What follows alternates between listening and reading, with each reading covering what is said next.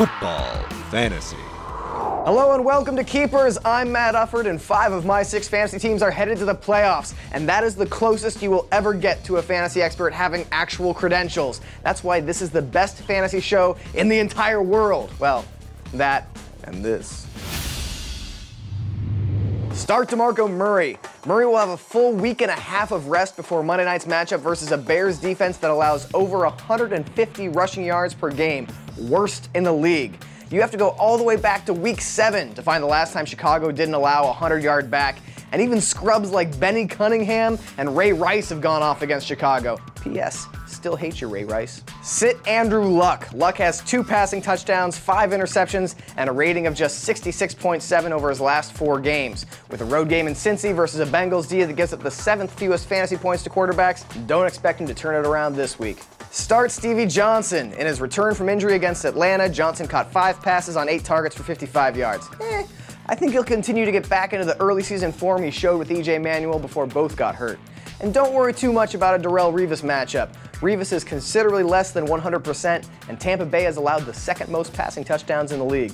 Sit Wes Welker. He just hasn't looked like himself since his Week 11 concussion. On top of that, this week he'll face a Tennessee defense that hasn't allowed a touchdown to a wide receiver since Week 2. Also, please don't show this video to Peyton Manning because he will throw 4 touchdowns to Welker just to spite me.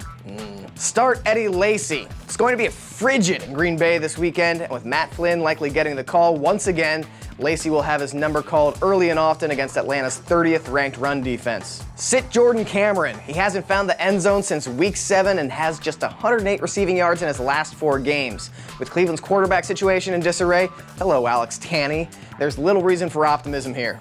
And start Jared Cook. The season-long phenomenon of the Cardinals not covering tight ends started in Week 1 with Cook's 140-yard, 2-touchdown performance. Arizona's by far the worst in the league at covering tight ends, having allowed 13 touchdowns to the position in just 12 games.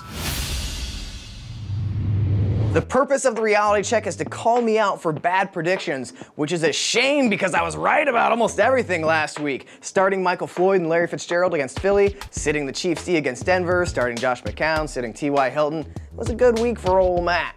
My only miss was Martellus Bennett because I didn't realize that Alshon Jeffrey was going to get all of the Bears' passing yards.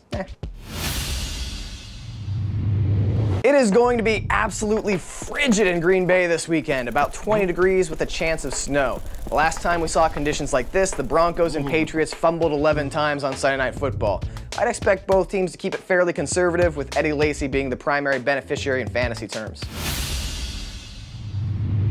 Hire Ryan Tannehill and fire Andy Dalton. When Tannehill's not on his back, he can actually throw the ball pretty well. Sacked just 4 times in Miami's last 2 games, he's passed for 641 yards and 3 scores against some solid defenses.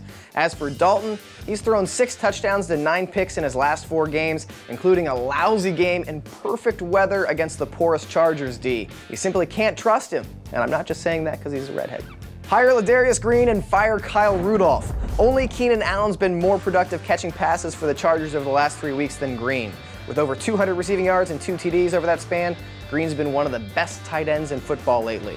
Meanwhile, Rudolph hasn't played since he broke his foot in Week 9, and even if he does manage to come back, how confident are you going to be with the rotisserie of garbage that Minnesota starts under center? No thanks. Hire Ryan Fitzpatrick and fire Matt Ryan. Fitzmagic didn't play well last week after losing Delaney Walker earlier, but he gets the Jaguars in Week 16. He's a perfect championship game play if your quarterback situation is either shaky or in danger of late season rest. As for Ryan, how is he owned in 91% of leagues? Who are you people? Why are you doing this to yourselves? Just let him go. Say goodbye. Speaking of saying goodbye, that is all for Week 14 of Keepers. Your outdoor activity of the week is Christmas tree shopping. Nothing puts me in the holiday spirit like getting sap all over my hands and putting a fire hazard in my house.